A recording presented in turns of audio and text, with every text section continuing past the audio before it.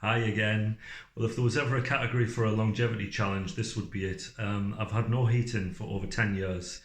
That's when I bought the house. It had no heating at the time. The boiler was cut off, and I decided that I would see how it would go through the first winter and whether or not to get the heating put on or not. And it wasn't as bad as you think. I think anybody can actually get through a winter without heating. All it takes is a slightly different mental attitude towards the cold, and obviously a few little tips. What I'm going to give you now, one of them, as you can see, is layering up. Don't really need this on right now.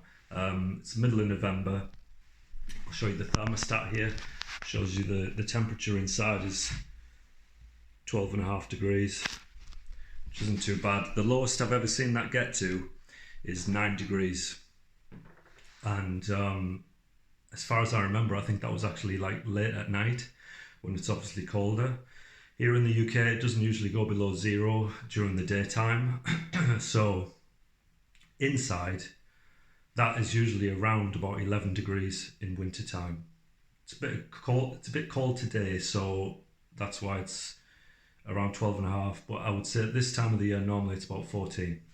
Anyway, so 12 degrees. I don't really need this. In fact, I'm too hot. I can feel it already. So take the blanket off. I have like a body warmer that I put on inside the house if I need to. Don't really feel like I need this right now either. But apart from layering up with other layers and body warmers, the next most important thing is hot water bottles. They're your new best friend. I'll show you mine here. I have about 3 of these. Usually I put one under my feet if I'm sat, and the other one I'll put under my top. It's like your own personal little central heating system. And if you get a Kelly kettle, they look like this, you can actually get free hot water. You just put twigs in the bottom of the kettle and burn it, and that heats the water, so it doesn't cost you anything. I don't actually have one of those at the minute. I keep meaning to get one, so I just use the kettle.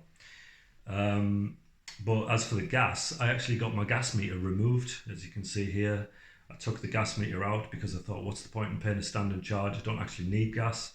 The hob, the oven and the shower are all electric, so why spend £300 or whatever it is a year on a standing charge what I didn't need? The other thing that you can use is an electric blanket. I have one of those. They're quite cheap to run, but to be honest, I never use it. Obviously getting into a cold bed on the night is pretty uncomfortable, but if you're wearing pajamas and you put some hot water bottles in there before you get in, then that pretty much takes care of warming the bed up. And as long as you've got a good duvet and you layer it, especially duck feathers, but if you use any thick duvet with blankets on top, then that keeps you warm. I know during the winter, or sometimes you'll wake up and your face, the extremities are a little bit chilly, but you're actually really warm under the cover. So that's that taken care of. Other things to note. Well, this house is south facing, so the sun shines in. I don't know whether it would be different for some of you guys out there that don't get as much sunshine. Obviously the sunshine helps to warm the house. If you don't get the sunshine, then maybe it won't be quite as warm inside as this house is. What you can do, what I've heard of, is grow ivy on the outside of the house. There's a myth that it damages the brickwork, but it actually doesn't. It protects it, and it creates a thermal shield for the house. I don't have it on here, but I know of people that have that, and they say it's really good. It keeps the house really warm inside. So yeah, that's it. 10 years without heating I've went now, and it gets easier each year, to be honest. So if I can do it, I believe you can too. Like the video if you think some of these tips will help, and hopefully see you next time. Ciao.